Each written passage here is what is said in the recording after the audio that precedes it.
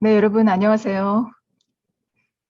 네, 어, 이- 지금 메타버스 특강을 지금 진행 중이죠. 오늘이 4주차입니다. 저는 한국외국어대학교의 김경이라고 합니다. 그 미네르바 교양대학에서 이제 인문학을 담당하고 있습니다. 여러분 반갑습니다. 네, 우리가 서로 얼굴이 잘 보이진 않기 때문에 여러분들이 잘 듣고 있을 거라고 생각이 되고요. 혹시 그 여러분이 들으면서 뭐 소리가 잘 들리지 않는다든지 혹시 화면이 보이지 않는다든지 그러면 채팅방을 통해서 잘 알려주세요. 이 문이과 융합 메타버스 특강인데요. 네, 고맙습니다. 이렇게 답변을 해주는 네, 친구, 네, 고맙습니다. 저도 여러분하고 같이 1주차에서 4주차까지 같이, 3주까지 다른 선생님들의 강의를 들었습니다. 너무 재미있게 열심히 잘 들었고요. 이번 취지가 메타버스가 지구를 어떻게 바꿀 것인가에 대한 것인데, 저는 여러분들하고 어떤 이야기를 할까 좀 고민을 했는데, 하여튼 이런 제목을 가지고 여러분에게 이야기를 하고자 합니다. 메타버스와 인문학의 하이브리드적인 상상력. 네. 여러분 이렇게 그 제목을 들으면 어떤 생각이 들어요? 뭐 인문학 얘기인가 보다. 뭐 이제 좀 이런 생각도 듭니까? 네. 네. 하여튼 제가 오늘 이 메타버스와 인문학이 무슨 어떤 관련이 있을까? 이제 그런 것들에 대해서 조금씩 얘기를 해보려고 합니다. 이제 인문학에 대해서 조금 재미없다. 뭐 재미있는 인문학도 많이 있고요. 근데 혹은 또 어렵다 이렇게 말하는 친구들이 뭐 가끔은 있습니다. 그러나 저의 강의를 듣고 나서는 이제 그런 이야기를 하지 않습니다만, 네. 이 그 메타버스와 인문학이 어떤 관련이 있을까라고 하는 것들을 좀 살펴보려고 하는 건데요. 인문학이라고 하는 것이 사실은 뭐 인문학 이렇게 그 개념으로 이제 이렇게 용어로 우리가 생각해 보면 조금 어렵게 다가올 수도 있을 거라고 생각이 됩니다. 근데 저는 제가 생각하는 인문학은 어, 인간에 대해서, 인간이란 존재에 대해서 알아가는 뭐 그런 공부라고 생각을 합니다. 조금 더 살을 붙여본다면 인간이 살아가는 세상, 인간이 살아가는 세상에 나도 존재하고 너도 존재하고 그들도 존재하는 그 인간이 살아가는 그 세상에 대해서 알아가는, 공부하고 알아가고 또 이해하는 뭐 그런 그런 학문이 아닐까 뭐 그런 생각이 듭니다. 좀 쉽게 얘기하자면요. 근데 이제 사실 그거는 굉장한 힘이 되는 거거든요. 인문학이 뭐 예전엔 인문학이 뭐 필요 없다 뭐 이런 얘기도 좀 있었고요. 이제 오늘날 같이 이렇게 그 정보 기술, 과학이 굉장히 발달한 사회에서는 우리 학생들에게도 굉장히 실용적인 어떤 능력을 많이 요구하잖아요. 물론 그런 것들은 굉장히 필요하다고 생각이 됩니다. 자, 그러면서도 이 뭔가 결국 우리의 삶은 계속되는 거니까요. 이 매일매일의 일상 또 우리의 삶 속에서 어떻게 살 것인가라고 하는 거는 사실 우리에게 매일 아침마다 우리에게 주어지는 문제라고 할 수가 있습니다. 자, 그런 것들을 생각할 수 있는 힘을 기르는 것. 저는 그것이 인문학이 아닐까 이렇게 생각을 하고요. 이제 메타버스라고 하는 걸 우리가 이제 앞에서 쭉 공부해 왔는데요. 자, 그 메타버스를 또 이제 인문학과 연결시켜서는 또 우리는 이 세계를 어떻게 이해할 것인가. 그거에 대해서 오늘 여러분들하고 좀 얘기를 해보려고 합니다. 자, 이야기의 관점은요.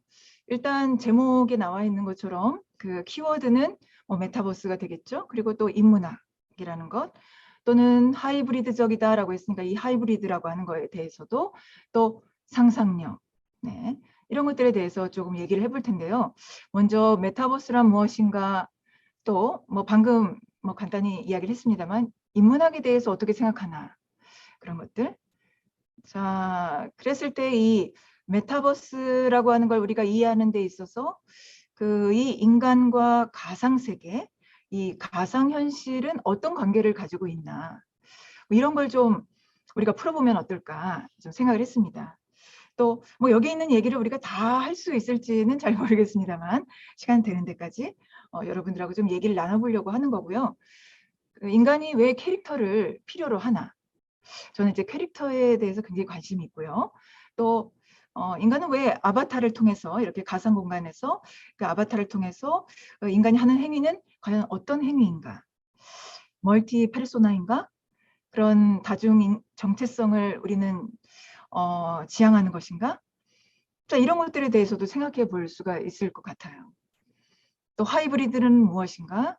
또 하이브리드적인 상상력은 또 무엇인가? 결론적으로는 이 메타버스에서 나는 무엇을 할 것인가가 아닐까 생각합니다. 근데 좀 더 근본적인 거는 여기엔 무슨 가치가 있나? 사실 우리가 가치를 따라 사는 거 아닐까요? 그 어떤 것이, 어떤 일이 나에게 가치가 있다라고 생각하면 우리는 그 일을 하지 않습니까? 공부도 마찬가지죠. 그 공부하는 것이, 공부하는 일이 나에게 가치가 있다라고 생각하니까 공부를 하는 거 아니겠어요? 근데 우리는 또 자기 자신만의 가치만 추구해서는 안 됩니다. 왜냐하면 우리는 혼자 사는 사람들이 아니기 때문에 이 사회의 이 공동체를 우리는 이루고 살기 때문에 어쩌면 우리의 가치가 또 이 사회 공동체의 가치와도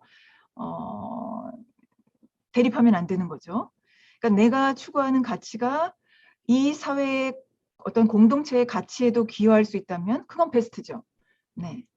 자, 그런데 여하튼 메타버스에서 나는 무엇을 할 것인가? 그것은 가치가 있는 일인가? 인간은 어떻게 확장되는 것인가? 나는 확장되나? 뭐 이런 것들. 네, 이런 이야기가 인문학과 메타버스를 연결했을 때 가능하지 않을까 그렇게 생각을 했습니다. 근데 이런 얘기가 여러분 어떨까요? 여러분에게 재미가 있을까요?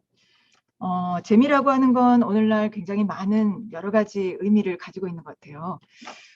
일단 내용이 어려우면 우리 학생들이 재미가 없다 그렇게 얘기를 합니다. 그 때문에 오늘은 아주 쉽게 이야기를 여러분들하고 해보려고 합니다. 자, 오늘의 이야기를 이제 좀 정리해 보면 지금 우리가 사는 21세기까지의 지금 우리 인간들의 이 인류의 역사가 있었잖아요. 그런 역사 속에 어떤 인문학적인 주요한 어떤 그 통찰력을 가진 많은 사람들이 있었죠. 이제 우리가 알고 있는 것 몇 개가 있고요. 또 그런 것들을 오늘 좀 여러분들하고 나눠보려고 합니다. 어쩌면 여러분들이 이미 학교에서 교양 시간에 뭐 한두 번씩은 다 들어봤을 거고 어쩌면 중학교, 고등학교 때도 들어본 인물들도 있을 텐데요. 자, 그런 통찰들이 오늘날 이 정보 네트워크 시대에 디지털 기술과 이 가상현실을 우리가 지금 보고자 하는 그 시대에 어떻게 연결되는지 얘기해보자라고 하는 거고요. 아까 말씀드렸잖아요.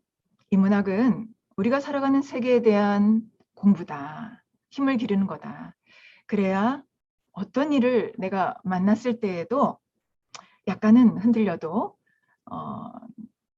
주저앉지는 않는 그런 힘을 기를 수 있는 게 인문학이 아닐까 생각하면서 이 인문학을 통해서 우리가 살아가는 세계의 이 가상 공간, 가상 현실 세계는 또 어떤 세계인가 이거를 조금 이해해보는 그런 시간이 되었으면 합니다. 자, 메타버스란 무엇인가에 대한 이해. 뭐 사실 이 얘기는 앞서서 다른 교수님들이 3회에 걸쳐서 정말 뭐 잘 말씀해 주셨다고 생각이 됩니다. 그래서 뭐 그 이야기를 다시 할 필요는 없을 것 같고요. 조금 지금 현대 우리 한국 사회에서도 많은 정보와 또 많은 여러 가지 책들, 그다음에 이제 많은 논문들도 나와 있고요. 거기 안에서 이제 이 메타버스를 정의하는 그런 내용으로 조금 정리를 해봤습니다. 그리고 이 메타버스라고 하는 건 이 메타와 유니버스가 만나는 건데 이 메타버스는 가상의 세계, 우리는 이제 지금 현실의 세계에 있잖아요. 물론 여러분들하고 저는 이 줌이라고 하는 걸 통해서 우리가 연결이 되고 있습니다만 이 가상의 세계와 현실 세계가 상호작용한다. 그러니까 물론 주체는 인간이죠. 인간이 간에서 가상의 세계와 현실 세계에 있는 인간이 서로 상호작용하면서 요즘 이렇게 공진화라고 하는 용어를 많이 쓰는 것 같아요. 공진화는 함께 진화한다라는 말이죠. 자, 그러니까 인간만 진화하는 게 아니라 기술은 물론 진화하고 있지 않습니까? 근데 인간과 그 기술이 함께 서로 영향을 주고받으면서 함께 진화한다라고 하는 거죠. 그 세상에서 인간들이 사회적인 또 경제적인 어떤 이런 문화적인 활동을 할 수 있는, 그 안에서 또 가치를 만들어내는 그런 세상이라고 좀 정리를 볼 수가 있을 것 같습니다. 앞선 그 강의에서도 나왔던 이야기인데요. 이 메타버스의 이 복합 기술이 우리 인간들에게 제공해주는 아주 차별화된 경험의 가치가 있다라고 했었죠. 자, 4가지. 여러분 기억나십니까? 자, 원래는 이제 한 3가지까지 했는데 요즘에 이제 4가지로 이렇게 이야기를 하기도 합니다. 그래서 이렇게 몰입 또는 상호작용, 그러니까 우리가 인간이 이 메타버스 세상에서 이 몰입을 느낀다라고 하는 것이죠. 몰입을 통해서 현실보다 더 그 리얼한 그 실제감을 느낀다라고 하는 거잖아요. 그리고 이 인간과 어쩌면 컴퓨터를 통한 이 가상세계와 상호 작용할 수 있다라고 하는 거죠. 자, 인간의 상상력이 얼마나 극대화될 것인가. 그리고 결국 이 인간의 지능이 얼마나 강화될 것인가. 자, 이 강화된 인간의 지능을 우리는 경험해 볼 수 있다. 그런 세상이 바로 메타버스의 세상이다. 이렇게 정리를 해보려고 합니다. 그런데 이제 그 우리 사회에서 이 메타버스가 굉장히 붐이 된 거는 물론 한국 사회에서는 사실 이 뭐 전 세계적으로는 이 그 팬데믹 상황이 되면서 더 아마 이 메타버스가 굉장히 그 화두에 올라오게 된 것 같고요. 그다음에 한국에서는 2020년 여름서부터 2021년에 작년에 굉장히 아주 사회적으로도 아주 열풍을 만들어낸 것 같습니다.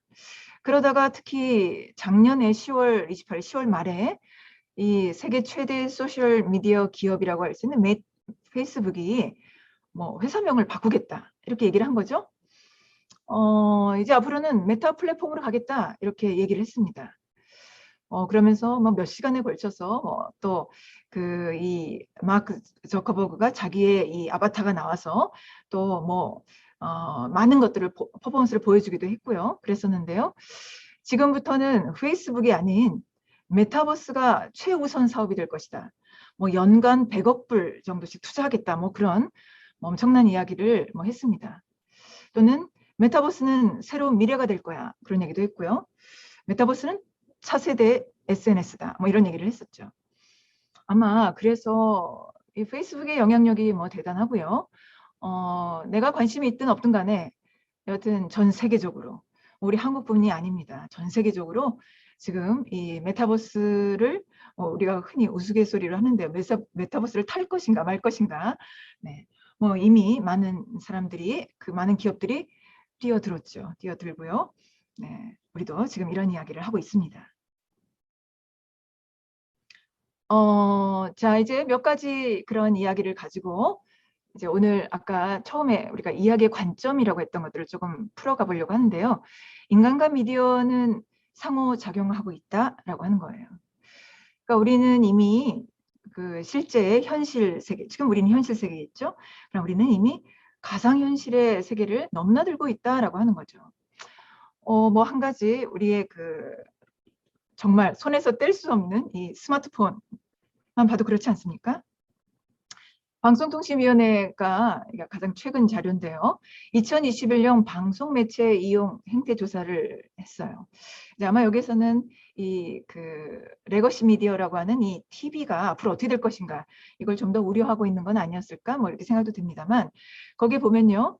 스마트 기기를 보유하고 있는 사람들 예, 점점점 그 증가하는 거죠. 여기 표도 보면요. 지금 19년, 20년, 21년. 네, 이 푸른 색깔에 21년 99.1%. 뭐 거의 모든 사람이 가지고 있다라고 하는 거죠. 뭐 스마트폰도 뭐 일반 휴대폰에서 또 스마트폰까지 하면 거의 모든 사람들이 이런 걸 가지고 있다. 가지고만 있는 건 아니죠. 매일같이 손 안에서 인터넷을 하고 있는 건 아니겠어요? 네, 그러니까 인터넷 세상을 우리는 계속적으로 그 안에서 많은 시간을 우리는 뭐 보내고 있다라고 할 수 있습니다. 자, 이 보도 자료에 보면은요, 정말 스마트폰 없이는 하루도 못 살아라는 말이 뭐 그대로 납득이 되는 그 지금 데이터를 보여주고 있는데요. 자, 여기서도 보면 연도별 필수 매체는 이거다라고 하는 거에서도 보면 뭐 스마트폰이 뭐 지금 계속적으로 아주 증가해 가고 있죠. 자, 그다음에 연령별 스마트폰의 필수 매체 인식 추이를 봐도 뭐 거의 10대들은 거의가 그죠? 거의 대부분이 96.9% 9%의 20대들은 거의 스마트폰 없이는 못 산다라고 하는 거죠. 자, 여러분들 20대, 뭐 30대, 40대, 뭐 50대까지도 그렇죠? 아니 우리 60대, 70대 이상의 어르신들도 이렇게 스마트폰이 거의 필수다. 자, 그러니까 필수는 그냥 갖고만 있는 게 아니란 얘기예요. 그 안에서 시간을 보내고 있다라고 하는 거죠. 우리의 일상의 많은 부분을 차지하고 있다라고 하는 거죠. 자, 그렇다면 현실 세계와 또 이 가상 세계는 어쩌면 매일매일의 일상 가운데 연결되고 있다라고 충분히 생각해 볼 수 있겠죠. 자, 이렇게 우리는 인간은 이 기계, 이런 뭐 휴대폰 또는 뭐 컴퓨터 이런 것들을 아주 자연스럽게 우리는 상호작용하고 있습니다.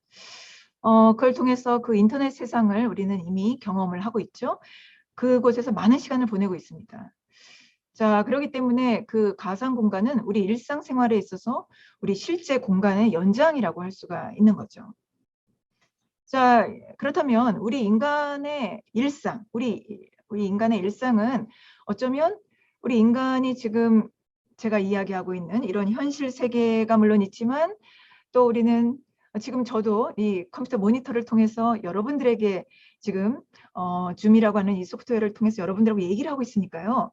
이 인간이 이 기계를 통해서 지금 현실 세계보다 더 확장된 그 사이버의 공간을 우리는 어쩌면 만끽하고 있는 그런 상황이다라고 하는 거죠. 자, 그렇다면 그런 가상 공간의 삶은 나에게 어떤 의미를 가지나라고 하는 거예요. 자, 일단 이런 그 일상생활 가운데 이제 이런 가상 공간에서 보내는 시간들이 많아지게 되면 그것도 일상을 차지하는 거잖아요. 자, 그러면은 우리 일상생활 가운데 실은 이제 점점 인간들이 생각하는 실제라고 하는 이 실제 우리가 감각세계라고 하잖아요. 이 감각세계와 가상의 세계, 이 가상의 세계의 구분이 모호해진다라고 하는 거예요. 자, 다시 말하면 그 실제 현실 세계와 우리가 감각으로 느끼는 이 현실 세계와 가상 현실 세계의 경계가 허물어졌다. 허물어지고 있다. 이렇게 얘기해 볼 수 있는 거죠. 자, 이런 것들에 대해서 앞에서 얘기했던 어떤 그 인문학적인 그런 그 통찰들을 좀 살펴볼까요? 자, 뭐 여기에 지금 플라톤도 나와 있고 또 마샬 맥클루언 여러분 뭐 잘 아는 그 뭐 이 미디어가 메시지다라고 했던 마샬 맥클루언이었든가 또는 이 브루노 라투르의 이런 이론들이 나옵니다. 그다음에 이런 것들을 통해서 여러분들에게 이런 것들을 얘기를 해줄 수 있을 것 같습니다. 자, 인간에게 공간이 가지는 의미가 무엇일까? 에 대해서 이 미디어와 함께 생각을 해보고자 합니다. 우리 전통적인 인간관이 있었어요. 예. 전통적인 인간관에서는 우리 인간이 이 공간이라고 하는 것이 인간에게 있어서 굉장히 중요한 그런 개념이었죠. 인간이 하는 여러 가지 역할들이 있습니다. 그 역할들이 이 공간을 통해서 그런 역할들이 나눠진다라고 볼 수가 있는 거죠. 여러분 집에 있을 때 여러분의 모습과 뭐 예를 들면 학교에서 여러분이 있을 때 학교에서의 여러분의 어떤 모습, 역할 굉장히 다르지 않습니까? 자, 그런 것처럼 인간들은 이 공간을 구분하는 그런 인지 능력을 가지고 있고요. 또 그 공간이 갖고 있는 스토리를 통해서 인간은 다양한 여러 가지 역할들을 하게 됩니다. 그런데 이 공간은 이제 자연적인 그런 물리적인 공간뿐만 아니라 가상 공간도 우리에게 주어졌다라고 하는 거죠. 자, 아까 플라톤을 좀 얘기해 보겠다라고 했는데요. 뭐 이 얘기를 사실 너무 많이 할 수는 없는 거겠죠.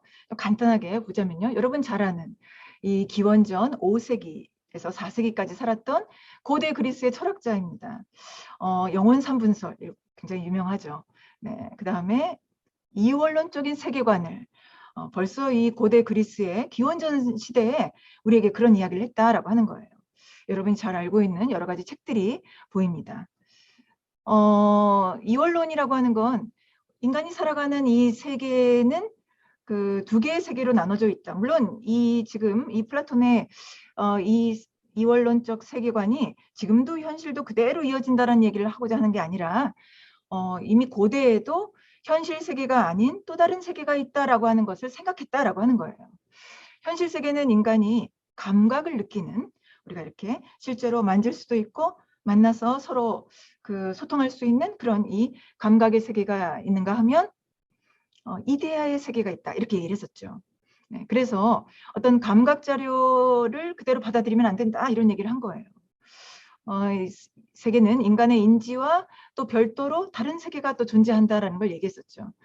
쉽게 얘기하면 눈에 보이는 현실 세계는 거짓된 세계고 눈에 보이지 않는 이데아의 세계가 참다운 세계다, 이런 얘기를 하지 않았습니까? 네, 이데아의 세계와 현실 세계를 이렇게 나누어서 이야기도 했는데요. 이 이야기를 여러분 우리가 지금 철학적인 얘기를 설명하려고 하는 건 아니고요. 플라톤이 그렇게 세계를 나누어서 이제 그렇게 얘기를 했다라고 하는 거예요. 자, 그 이데아의 세계는요, 마치 태양과 같이 모든 사물에 비추는데 그것들을 인간이 인식하게 되고 또 그것들로부터 어떤 존재와 또 본질들을 드러나게 하는 것이다, 이렇게 얘기를 했습니다. 자, 그래서 플라톤은 이 국가라고 하는 이 책에서 인간에게 있어서 참된 삶이 무엇인가를 이야기했을 때 그 많은 여러 이데아 중에서 가장 최고의 이데아, 좋음의 이데아. 사실 우리 인간이 좋은 걸 추구하지 않습니까? 좋은 사람이 되고 싶어. 또는 좋은 학교에 가고 싶어. 오늘 우리 좋은 거 먹을래? 뭐 좋은 일 있어? 하는 것처럼 우리는 다 좋은 걸 추구하고 있습니다.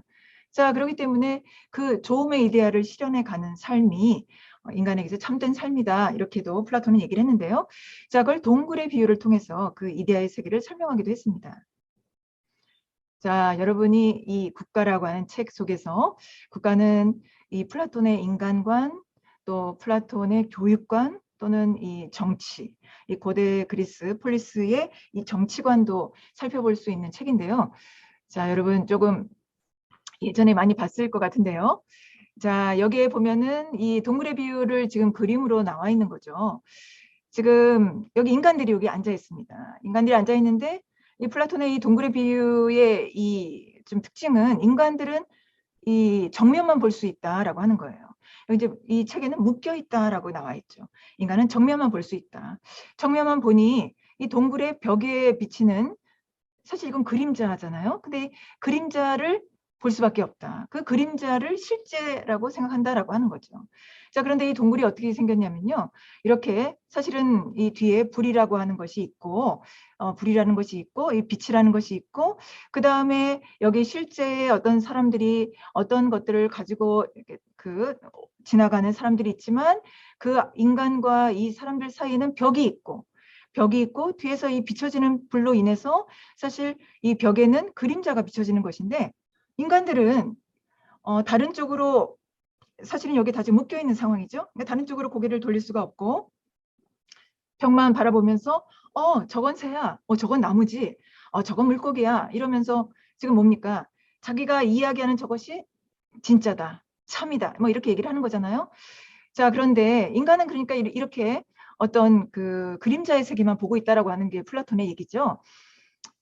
그런데 그런 인간 중에서 어떤 인간이 어떤 멘토에 의해서 깨달음을 얻어서 동물로부터 나가보자 라고 했을 때 이렇게 나가는 사람들이 생기고요. 나가는 게 쉽지는 않겠죠. 바로 그 깨달음이라고 하는 건데요. 자, 그래도 나가야 해 라고 하면서 이렇게 나가는 사람들이 있고요. 나가서 이제 세상에 나왔을 때, 아, 저게 새였어. 아, 저게 태양이구나. 이렇게 느끼는 거죠. 자, 물론 플라톤의 이야기는 이 안에서 아주 극적인 드라마틱한 이야기는 그 뒤에 좀 더 있습니다. 결국 그 중에 누군가는 다시 동굴로 들어가죠. 동굴로 들어가서 너희가 보고 있는 건 참세상이 아니야. 참세상은 밖에 있어. 함께 나가자. 그렇게 이야기하는 사람이 들어오게 됩니다. 그러나 모든 사람들이 그를 죽이려 하죠. 네, 그 이야기가 이제 동굴의 비유인데요. 자, 간단하게 알아본 것처럼 이렇게 고대부터도 인간의 세계와 이렇게 그 가상 세계가 있다라고 하는 그런 생각은 사실 고대 인간들로부터 계속 와 있다라고 하는 거죠. 나는 눈에 보이는 것만은 믿는다.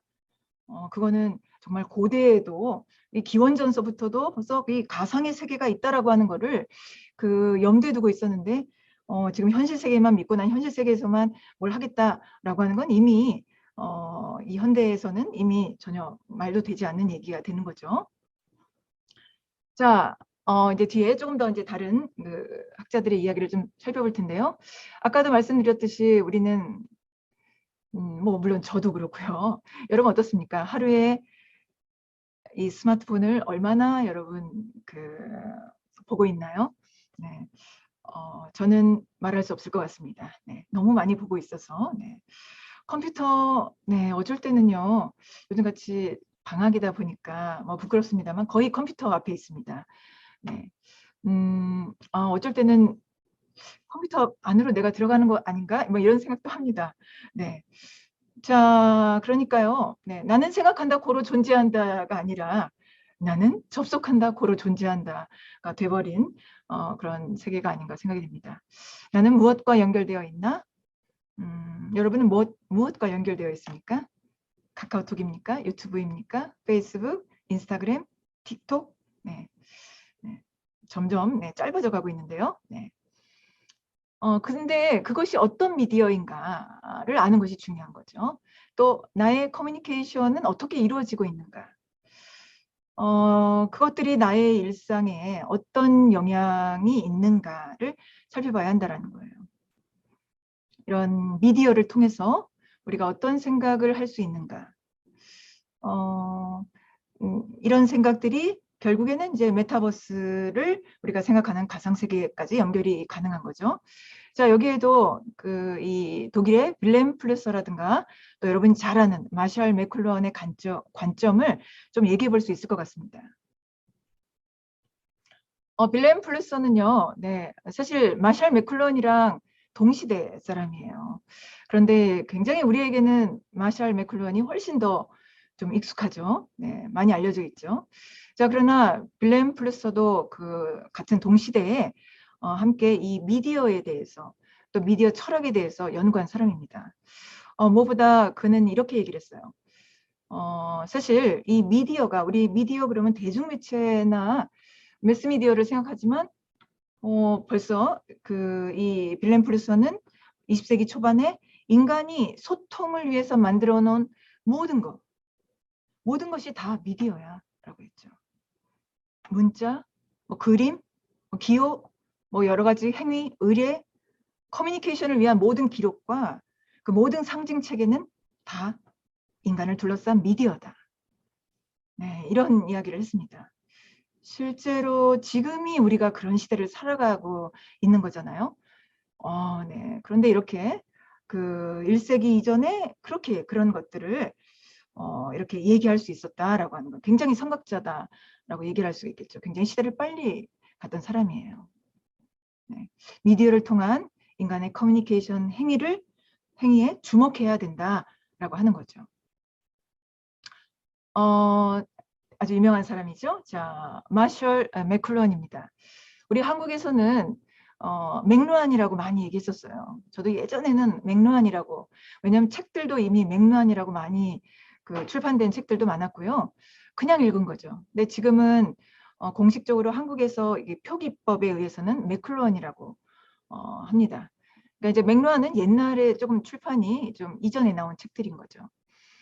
자, 이 캐나다의 미디어 이론가인데요. 그가 남긴 정말 이 유명한, 물론 미디어의 이해라고 하는 책이지만 이 미디어는 메시지다라고 하는 걸 여러분 많이 들어봤을 거라고 생각이 됩니다.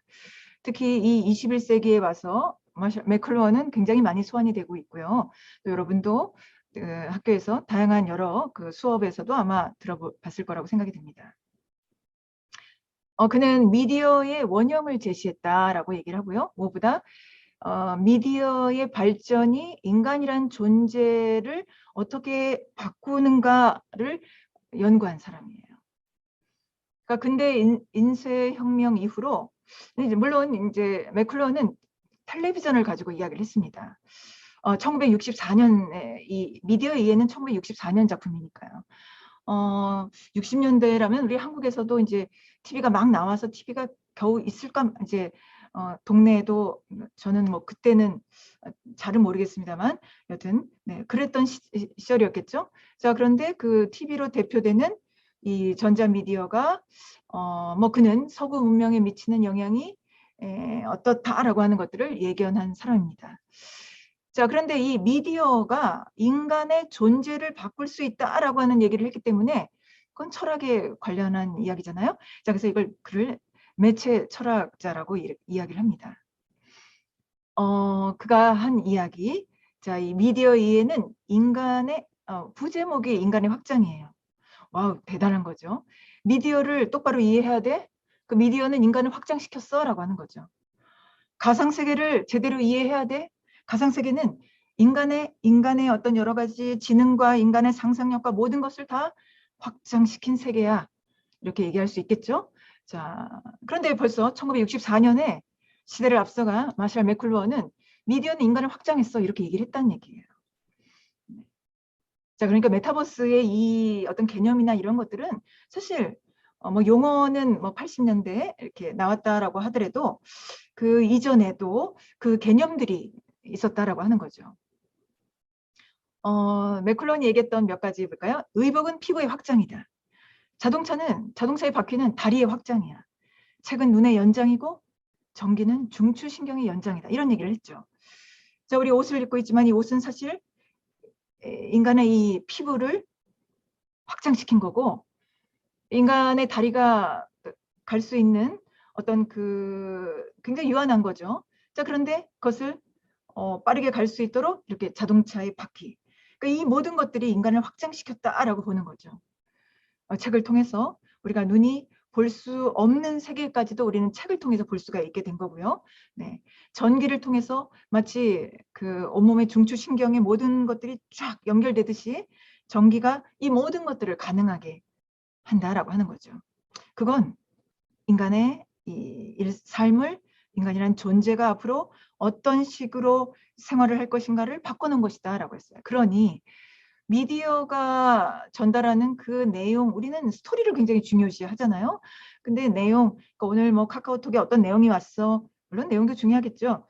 또는 오늘 인스타에 어떤 사진이 올라왔어.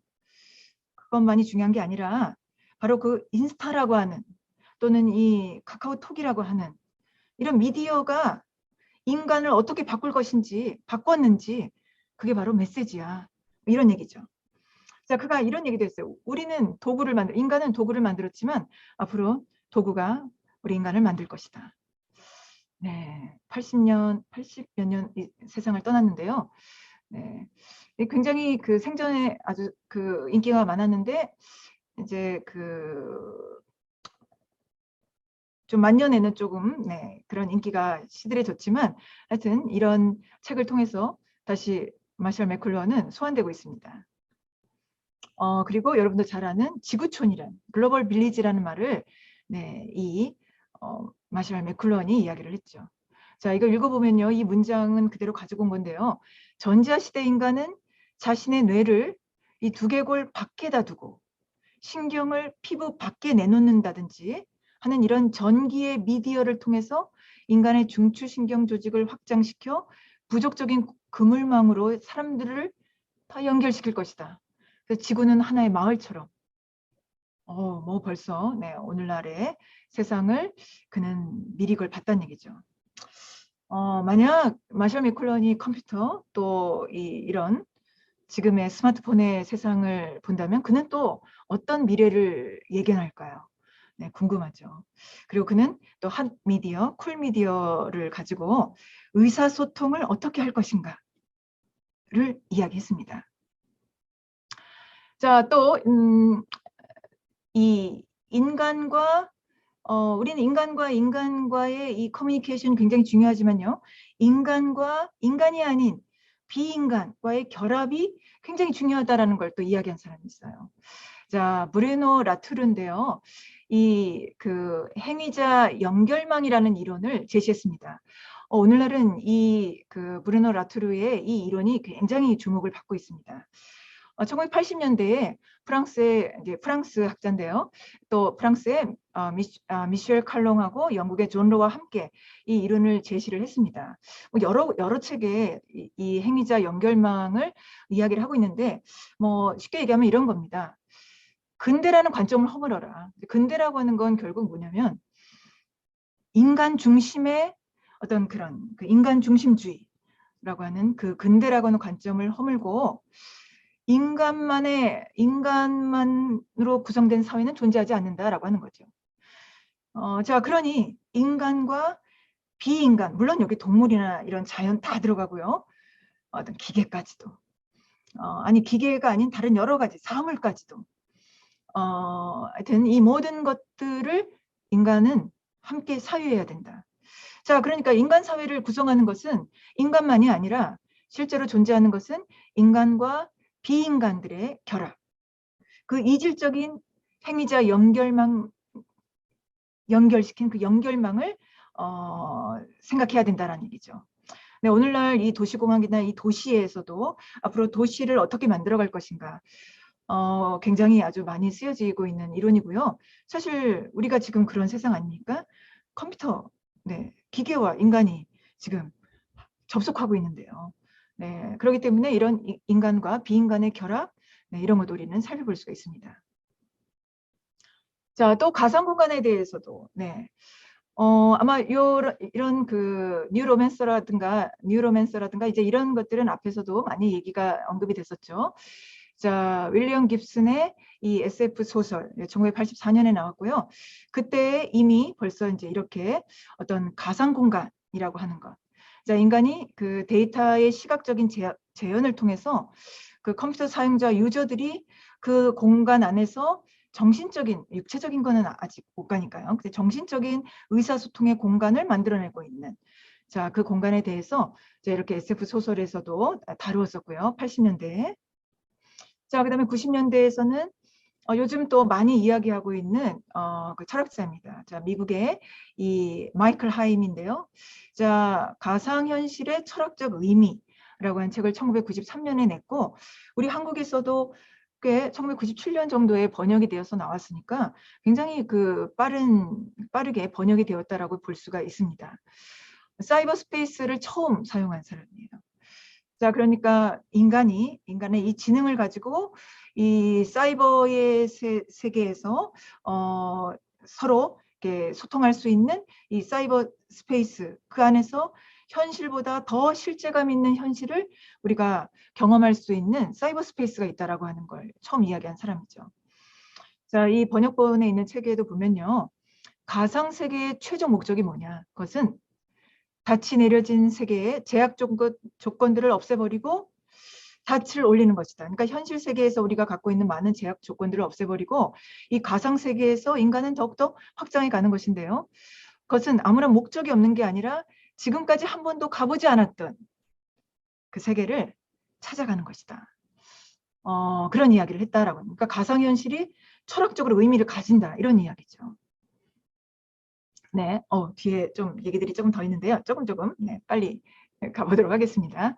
네, 또 이 그 브루스 메즐리시는요, 역사학자인데요. 네 번째 불연속이 올 것이다라고 하는 거죠. 자, 인간과 기계가 함께 진화하는 공진화에 대해서 이야기를 했습니다. 1995년에 나왔고요. 네, 그럼 네 번째니까 그럼 세 번은 뭐였냐? 세 번은 코페르니쿠스, 다윈, 그다음에 프로이트를 얘기를 했습니다. 천동설이 아닌 지동설이다. 자, 그다음에 창조설이 아닌 이 진화설에 대해서 이야기를 했고, 또 그다음에 인간의 어떤 이 육체뿐만 아니라 무의식의 세계를 발견해낸 이 프로이트의 충격. 자, 네 번째는 뭐냐? 네 번째는 바로 인간과 기계가 융합하는 것이 나타날 것이다. 그것이 인류에게 그 충격을 줄 것이다 라는 얘기죠. 자, 그러니까 하여튼 주목해야 된다라고 하는 거고요. 자, 그렇기 때문에 이런 그 다양한 여러 그 이 인문학적 그런 통찰들이 인간과 이 가상 공간과의 자, 이런 것들을 이미 우리에게 이야기를 해 두었다라고 하는 거예요. 자, 모든 정보가 가상 공간 속에서 실제 존재한다라고 하는 거죠. 감각, 우리는 거기서 감각도 느끼게 됩니다. 그러나 그 감각은 정신적인 이 지능을 통한 그런 감각이고요. 육체를 동반할 수 없는 한계는 여전히 존재를 하고 있습니다. 그래서 인간에게는 존재를 하지만 실제적으로 이렇게 우리가 느낄 수는 없는 이런 촉감이나 이런 걸로 느낄 수 없는 그런 공간으로서 구별되는 공간으로서 존재한다라고 하는 거죠.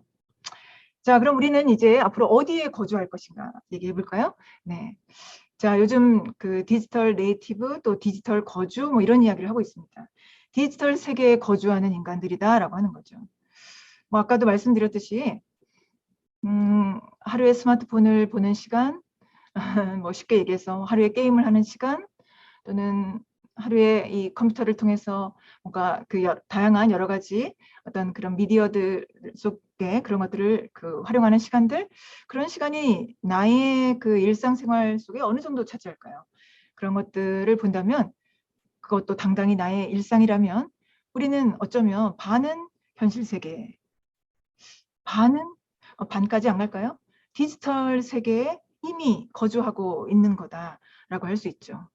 그리고 그 거주가 우리에게 불편합니까? 아니요. 전혀 불편하지 않아요. 아니, 어떤 친구들은요. 스마트폰이 없으면 더 불편해요. 작년에 잠깐 뭐 오미크론이 나오기 전에 잠깐 우리는 그 대면 수업을 했었거든요. 이제 그때 보는데 그 학생들이 수업에 책을 가지고 오지 않은 학생도 있어요. 아, 교수님 깜빡했습니다.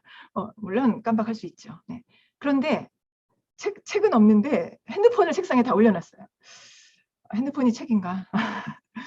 자, 그러니까 뭐냐면 핸드폰이 없으면 불안해하는 거죠.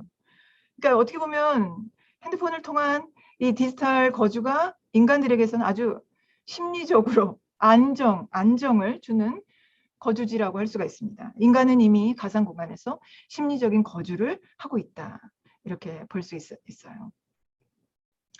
자, 그러면 인간이 거주를 한다는 거에 대한 개념이 뭐 바뀌고 있는 거죠. 우리는 그동안 뭐 한 곳에 일정 그 기간 동안에 우리 머물러야 한다. 그 대표적인 게 사람들이 하여튼 집을 원하고 집을 사고 그러는데 이제 그런 인간이 어디에 거주할 것인가라고 하는 이런 개념 자체가 이제 그 변화되고 있는 거죠. 그래서 노마드라는 이 유목민이라는 얘기도 나오고요. 탈영토화 이런 얘기도 나오고요. 이주의 시대다 이런 얘기를 하고 있지 않습니까? 우리는 어디에 머무르고 있나? 내가 그 머무르는 공간에서 내가 어떤 일을 하고 있나? 그것이 나의 삶을, 나의 인생을, 나의 일상을 어떻게 바꾸고 있나? 이런 것들을 우리는 계속적으로 생각해야 되는 거죠. 생각하는 힘을 길러야 된다라고 하는 이야기예요.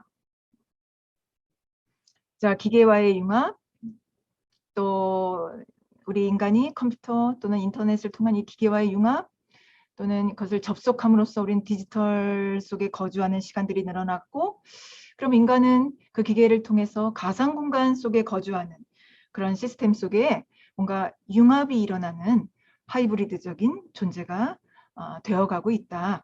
이렇게 얘기를 할 수가 있습니다. 자, 이제 앞으로는 우리가 이 디지털 거주가 늘어나면 그 시간이 계속적으로 증가하면 증가할수록 우리 그 인간에게 익숙한 이런 몸과 또는 익숙한 공간 이런 거에 대한 기존의 개념들이 이제 바뀔 것이다라고 하는 거고요.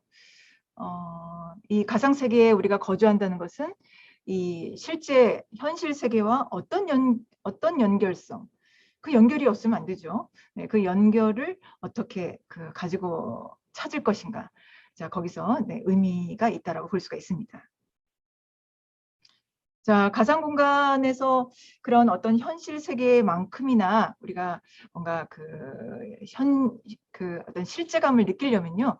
이제 그걸 바로 우리가 이제 그 현전이라는 표현을 쓰는데 어떤 환경 속에서 내가 존재한다라고 하는 거죠. 자, 그런 것들을 느낄 때 이제 그 존재감을 느끼는 거잖아요. 자, 그러려면 아직까지는 도구가 필요합니다. 그런 도구를 통해서 우리는 몰입할 수 있는 거죠. 인간이 몰입한다는 게 굉장히 중요한 거죠. 그러니까 가상 공간에서 우리가 몰입하는 것. 그 몰입이라는 걸 통해서 우리는 가상 공간에서 현실 세계보다도 더욱더 현실적으로 우리는 그 존재감을 느낄 수 있다라고 하는 건데요. 자, 이야기가 이제 뒤에는 뭐 이제 인간과 캐릭터에 대한 이야기도 조금 나오고요. 왜 인간이 아바타를 이런 것들을 왜 그런 것들 필요로 하는가 그런 이야기들이 좀 나오는데 뭐 이 이야기들은 좀 간단하게만 조금 설명을 해보도록 하겠습니다. 자, 여러분 캐릭터 이제 이거는 또 우리가 이제 캐릭터를 만들고 또 그러니까 이제 아바타를 만들고 이제 하는 것들이 있는데 인간이 캐릭터와 어떤 관계를 갖고 있는가? 자, 그런 것들을 이제 조금은 우리가 인문학적으로 좀 살펴보면 좋겠다라고 생각을 했고요. 이 캐릭터는 이것도 마찬가지예요. 고대 그리스에서도 이 캐릭터라고 하는 그 단어가 있었고요. 그때는 뭔가 어떤 그 표식을 하는 거였고요. 뭔가 조각하고 뭔가 날카롭게 해서 이것이 무엇이다라고 하는 어떤 표식을 하는 그런 의미를 가지고 있었다라고 합니다. 그래서 분명한 표식을 위해서 어떤 도장을 찍거나 표시를 하는 그런 도구를 의미하기도 했다라고 합니다. 자, 오늘날도 우리가 너의 캐릭터는 뭐야? 뭐 이렇게 얘기도 많이 하지 않습니까? 그리고 또 우리 한국에서는 부캐라는 말도 부캐 전성시대 이런 얘기도 많이 하잖아요. 어쩌면 인간들이 캐릭터를 좋아하고 또 캐릭터를 소유하고 있는 것도 있지만 또 이제는 인간 자체가 캐릭터로 변하고 있는 그런 세상이기도 합니다. 자, 그렇기 때문에 우리가 이제 나는 어떤 캐릭터를 만들까 이런 것도 중요하지만 캐릭터라는 것이 인간에게 어떠한 그 가치를 가지고 있고 인간은 왜 캐릭터를 필요로 하는가 이런 것들을 우리가 좀 생각해 볼 필요가 있다라고 하는 거예요. 인문학이 바로 그런 이야기죠. 네, 오늘날의 시대에 이렇게 모든 시간과 장소에서 모든 정보 통신망을 접속해서 우리가 다양한 이 통신 서비스를 활용할 수 있는 환경만 주어진다면 우리는 모든 사람들이 보이지 않는 네트워크로 연결된 그런 새로운 공간에서 우리는 살아가고 있는 거겠죠. 네. 이 유비쿼터스 시대다라고 하는 말은 이제 조금은 너무 진부한 용어 같기도 한데요. 또 이 마누엘 카스텔이 또 네트워크 사회다라고도 얘기를 해서 뭐 지금은 거의 비슷한 의미로도 쓰여지고 있습니다. 이 네트워크 사회가 갖고 있는 특징, 네. 어떤 인간의 유연성, 또 인간의 확장성, 또 인간의 생존성, 네, 이런 것들이 이 네트워크 사회가 갖고 있는 특징이다. 자, 그런 이야기도 좀 했습니다. 자, 이 캐릭터에 대해서 조금 여러분들하고 얘기를 해볼까라고 하는데요. 뭐 여기 간단하게 한 앞으로 5분 정도? 네, 여러분 시간을 너무 얘기가 길어졌나요? 네, 여러분 조금 지루해할 수도 있어서 앞으로 한 5분 정도 자 이야기하고 마무리하도록 하겠습니다. 이 현대 사회가 앞으로 이제 점점 캐릭터화 되어 가고 있다라는 이야기인데요. 우리가 이제 뭐 캐릭터를 살 수도 있고 또 자신의 캐릭터를 또 만들기도 하고 뭐 이렇게 하는데 일단 인간이 이런 캐릭터를 통해서 뭔가 나를 뭔가 대체해 줄 수 있는 그 캐릭터를 통해서 힐링을 얻는다 라고 하는 데이터가 나와 있습니다. 자, 그래서 어떻게 보면은 허구적인 존재인 캐릭터를 통해서 인간이 인간과 인간과의 그 관계에서 그 커뮤니케이션을 통해서 느끼는 유대감, 물론 그것은 강합니다만 그 유대감에서 사실 실패한 사람들이 많이 있다라고 하는 거예요. 그리고 또 지금처럼 이렇게 사회적 거리두기, 인간의 커뮤니티까지 거리를 두면 안 되는데요. 그런 사회에서는 점점 더 그렇다는 얘기죠. 가상 공간에서 그렇고요. 그러니까 이 허구적 존재인 캐릭터를 통해서 더욱더 강한 리얼리티를 느끼게 되고 정신적인 관계를 갖게 된다라고 하고 있습니다. 그렇게 되면서 이제 이 현대인들은 캐릭터와 관계가 더욱더 강해지면 강해질수록 만화 또는 애니메이션 뭐 이런 것 속에 묘사되고 있는 가상현실 세계, 거기에 등장하는 캐릭터, 거기에 빠지게 되는 거죠. 자, 그렇기 때문에 그런 것들을 실제적으로 느끼게 된다라고 하는 거예요. 자, 그래서 현대 사회에 이런 그 캐릭터화가 진행이 되고 있다라고 얘기를 합니다. 오늘날 그 정보 사회를 살아가면서 우리가 지금 비대면의 커뮤니케이션을 하고 있지 않습니까? 여러분하고 저만 해도 지금 이렇게 줌을 통해서 이야기를 할 수밖에 없으니까요. 그런데 우리가 어떤 내가 커뮤니케이션을 하고 있는 상대를 파악할 때에 사실 우리가 자세히 살펴봐야 되죠. 그리고 좀 더 오래 들여다보면 더 예쁘기도 하겠죠. 더 그 마음이 갈 수도 있겠죠. 더 친해지고 싶을 수도 있겠죠. 자, 그런데 우리가 그럴 시간이 없어요. 우리가 그런 어떤 환경이 제한되어 있는 그런 상황이라면 우리는 그 상대방을 정보로서 어떤 사실은 가상적인 이미지로서 우리는 존재를 파악합니다. 네. 그야말로 이미지의 시대예요. 이 보드리아르가 말한 그 이미지가 중요한 시대라고 하는 것이죠. 자, 그래서 인간은 이 가상현실적인 데이터 공간 안에서 살아가는 시간이 증가하면 증가할수록 가상현실에 대한 친화성이 커지기 때문에 우리는 이 인터넷상 속에서 커뮤니케이션, 카카오톡에서 커뮤니케이션 할 때, 우리는 유튜브에서 커뮤니케이션 할 때 우리는 나의 인간적인 모습을 다 보여줄 수가 없죠. 그렇기 때문에 정보로서, 데이터로서 나를 보여준다는 얘기예요. 그리고 그 안에 걔는 어때? 라고 또 그거에 대한 어떤 상징하는 표현이 있고요. 캐릭터적인 요소로서 우리 인간들이 보여진다라고 하는 거죠. 나도 그렇게 보여지고 또 그 사람도 그 사람이 그 캐릭터가 그 사람이 진짜인지 아닌지 별로 중요하지 않아요. 우린 그렇게 하는 게 그냥 안정된 커뮤니케이션을 이뤄가고 있다라고 하는 거죠. 현대사회가 캐릭터화되어 가고 있다. 그런 이야기를 하고 있습니다. 복잡한 인간이란 존재를 점점 단순하게 만들어가는 경향이라고도 이야기를 할 수가 있습니다. 복잡하고 또 이렇게 파악하기 어려운 이 인간이라는 어떤 존재를 비교적 파악하기 쉬운 어떤 특성의 그 집합체로 데이터화해가는, 그래서 다 캐릭터화하는 거죠. 이제는 가상 세계에서의 캐릭터들이 다 그러지 않겠습니까? 나를 대신한 그 캐릭터들이 이제 세컨드 라이프에서도 그랬고요. 제페토에서 그렇게 로블록스도 그렇고요. 그렇게 한다라는 것 아닙니까? 자, 그러니까 현실 세계에 있는 우리들의 캐릭터만큼이나 아니 그보다 훨씬 더 많은 그 캐릭터들이 존재하는 가상 세계가 있다라고 하는 거죠. 근데 그 가상 세계 속에서의 나는 현실 속에서의 나보다 더욱더 그 리얼리티를 갖게 되는 그런 사회가 되었다라고 볼 수가 있습니다. 자, 그러나 이거는 과연 좋은 것인가? 이거 생각해 볼 수도 있어요. 우리는 표면적인 커뮤니케이션을 요구받고요. 또 그런 커뮤니케이션을 할 수밖에 없다라고 하는 거죠. 그냥 자기 자신을 막 다 보여주는 거가 오히려 부담이 될 수도 있어요. 그냥 이렇게 웃고 마는 그런 그 캐릭터로 자기를 표현하게 되는 거죠.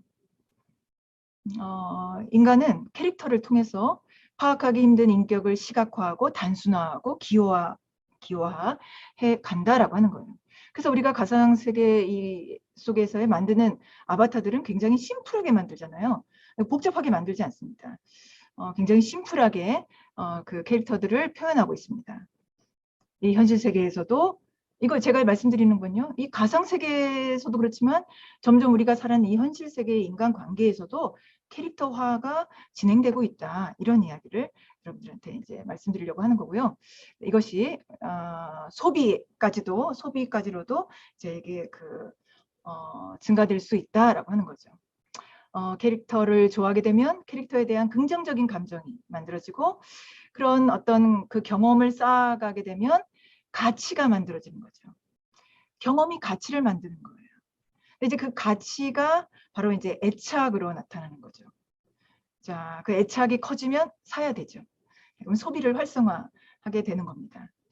자, 근데 그 캐릭터는 이제 우리들에게 있어서 아까 앞에서도 모든 것이 미디어가 된다라고 했었죠. 자, 이제 캐릭터가 우리에게도 이제 미디어가 된다라고 볼 수가 있습니다. 자, 이 캐릭터는 인간의 감정 경험을 이제 가상 세계에서까지도 증폭시키는 미디어의 기능을 가지고 있다라고 하는 거고요. 또 뭐 기업들에게도 또 많은 사람들에게도 어떤 이 메시지를 전달할 수 있는 그런 캐릭터로 활용을 할 수가 있습니다. 그리고 거기에는 가치가 있는 거고요. 캐릭터를 만들어낸다는 건 함께 우리가 연결될 수 있는 미디어를 만든다라고 할 수가 있습니다. 자, 자기의 캐릭터를 만든다는 것이 바로 자기 증폭적인 미디어를 만드는 것이다. 그 경험을 쌓을 수 있는 가능성을 갖고 있다라고 얘기해 볼 수가 있습니다. 자, 이제 마무리를 해보려고 합니다. 가상세계, 이 메타버스를 통한 앞으로 이 가상세계, 이 가상세계가 인간에게 어떠한 의미를 가지는가, 나에게 어떠한 가치를 가져다 주는가, 그 가치는 또 나의 삶을, 또 삶에 어떤 영향을 줄 것인가, 또 나는 이 사회의 어떤 공동체 일원으로서 또 사회에 기여할 수 있는 가치인가. 나만의 가치를 추구해서는 안 되는 거죠. 뭐 그건 자칫 잘못하면 나만을 위한 거가 범죄로도 갈 수가 있기 때문에 나의 가치가 또 사회에도 기여할 수 있는 가치인가를 생각해 볼 필요가 있습니다. 그리고 그 세계가 현실을 대체할 수 있다는 것인가? 그렇다면 그 가상 세계와 현실 세계가 어떤 식으로 연결될 것인가 라고 하는 것에 대해서 우리는 좀 더 진지하게 생각해 볼 필요가 있습니다. 내가 늘 쓰고 있는 핸드폰을 통해서 늘 하루 종일 인터넷을 하고 있는 그런 나는 뭔가, 이거를 좀 생각해 볼 필요가 있는 거죠. 자, 더 의미 있는 가상 세계를 우리는 만들어 가야 될 주체입니다. 더 의미 있는 가상 세계를 어떻게 만들 것인가. 그러기 위해선 현실 세계와 가상 세계를 연결하는 것, 그 다음에 그 안에서 의미를 찾아가는 것, 그것이 중요하지 않을까 그렇게 생각이 됩니다. 네, 좀 너무 재미없는 이야기가 아니었나 이런 생각이 되는데요. 여러분 어땠습니까? 네, 사실 그 제가 오늘 하루 종일 이렇게 아니 하루 종일이 아니라 여러분들하고 소통하자라고 하는 얘기를 하면서 같이 이야기를 듣지 못해서 아쉬운 마음도 있는데요. 우리 또 Q&A 시간이 따로 있다라고 하니까 그런 시간을 통해서 여러분의 궁금한 내용들을 또 전해주면 그 내용 등에서 정답이 이것이다라고 뭐 저도 잘 알지 못하는 것들이 많이 있고요. 함께 생각해보자라고 하는 거죠. 이런 건 과연 어떤 의미를 가질까? 우리는 의미 있고 가치 있는 일을 하면서 살기도 바쁜 인생이거든요. 그렇기 때문에 그것이 우리에게 어떤 의미가 있을까? 그런 것들 함께 생각해 보려고 합니다. 자, 여러분, 네, 1시간이 갔네요. 사실은 45분 정도 하려고 했었는데, 네, 여러분 끝까지 잘 들어줘서 고맙습니다. 네, 다음에 좋은 기회 있으면 여러분 꼭 같이 만나서 얘기했으면 좋겠습니다. 자, 여러분 수고 많았습니다.